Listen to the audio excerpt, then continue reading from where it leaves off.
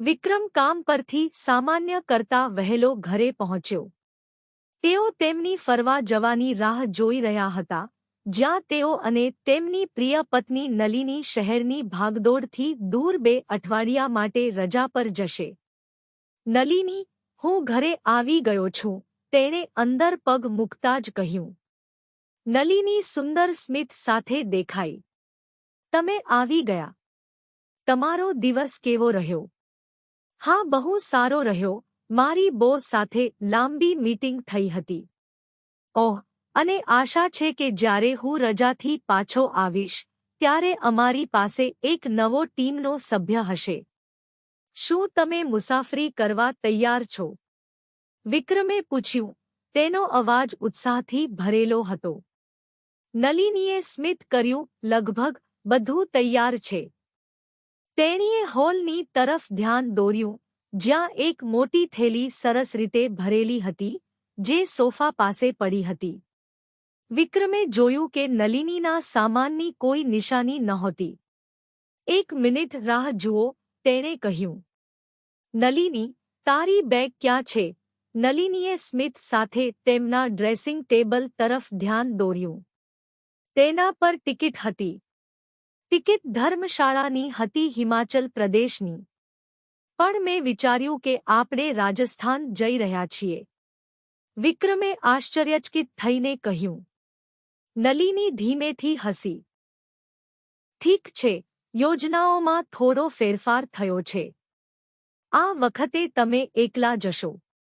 વિક્રમ અત્યાર સુધીમાં સંપૂર્ણપણે મૂંઝવણમાં હતો. શું હું એકલો જઈશ? નલિનીએ સમજાવ્યું.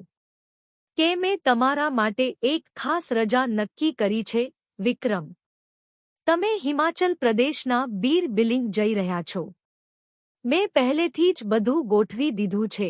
એક અનુભવી અને પ્રખ્યાત પેરાગ્લાઇડર શ્રી મનપ્રીત સાથે 1 મહિનાનો પેરાગ્લાઇડિંગ તાલીમ અભ્યાસક્રમ. અને તમે લિટલ ડ્યુ હોમસ્ટેમાં રહેશો, જે ધૌલાધર પર્વતમાળાને જુએ છે. પણ શા માટે? નલિની હંમેશાથી વિક્રમના પેરાગ્લાઇડિંગ શીખવાના સપના વિશે જાણતી હતી. જ્યારે તેઓ નાના હતા ત્યારે તેઓ અવારનવાર ઉલ્લેખ કરતા કે તેમને આકાશમાં ઉડવાનો વિચાર કેટલો ગમતો હતો.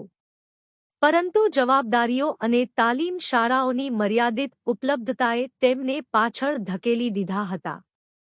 સમય જતાં આ શોકની વાત ઓછી થવા લાગી, પણ જ્યારે પણ પેરાગ્લાઇડિંગની વાત આવતી વિક્રમની આંખોમાં એક અલગ જ ચમક આવી જતી, જે નલિની હંમેશા જોતી.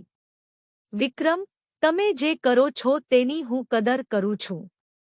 ખરેખર, તમે ખૂબ મહેનત કરો છો. પણ હું એ પણ જાણું છું કે તમને પેરાગ્લાઇડિંગ ગમે છે અને તમે તેને એકવાર શીખવા માંગતા હતા. તેથી આ વખતે તમારા માટે જ કંઈક કરવાનો તમારો વારો છે. તમે ઘણી વખત મારી ખુશીને પ્રથમ સ્થાન આપ્યું છે. હવે હું ઈચ્છું છું કે તમે તમારા જુસ્સાને આગળ રાખો. આપણે આગામી ઉનાળામાં સાથે રજા પર જઈ શકીએ છીએ. પણ હમણાં માટે આ પેરાગ્લાઇડર બનવાનો સમય છે. વિક્રમ સ્તબ્ધ થઈ ગયો. પણ નલિની, હું હવે 40 વર્ષની છું. શું તે ખરેખર હવે મહત્વનું છે? નલિનીએ સ્મિત કર્યું. વિક્રમ, ઉંમર માત્ર એક સંખ્યા છે. ક્યારેય મોડું થતું નથી. તમે હંમેશા ખૂબ મહેનત કરી છે. હવે તમારા તે જૂના જુસ્સા સાથે ફરીથી જોડાવાનો સમય આવી ગયો છે.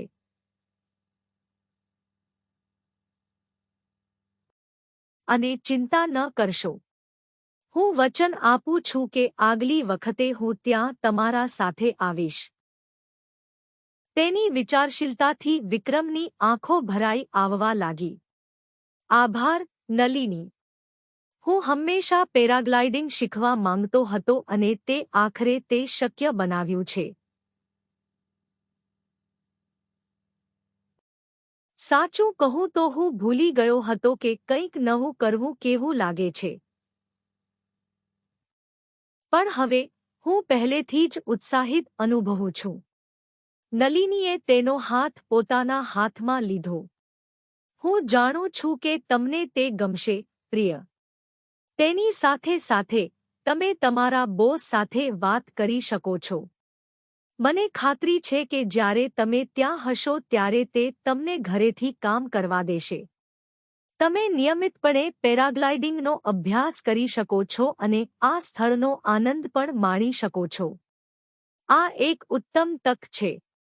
વિક્રમે તેના જીવનસાથી પ્રત્યે પ્રેમની લહેર અનુભવી. હા, હું ઘરેથી કામ કરવાનું પસંદ કરીશ. આભાર, નલિની. હું આનાથી વધુ સારી ભેટ ન માંગી શક્યો હોત. તો પછી આગળ વધો. તમે આને લાયક છો. આ સફર, અનપેક્ષિત હોવા છતાં, વિક્રમ હંમેશા કરવા માંગતો હતો તે કંઈક આગળ વધારવાની તક હતી. અને આ બધું તેની સૌથી સારી મિત્ર, પત્ની, નલિનીને કારણે હતું. વિક્રમ પોતાનું સપનું પૂરું થયું હોવા છતાં પણ તેને છોડ્યું ન હતું જે આજે તેની પત્નીએ પૂરું કર્યું. શું તમારું પણ એવું કોઈ અનુભવ છે? કોમેન્ટમાં લખો. અને આવી વાર્તાઓ માટે પ્રેમ પત્રને સબસ્ક્રાઇબ કરવાનું ભૂલતા નહીં.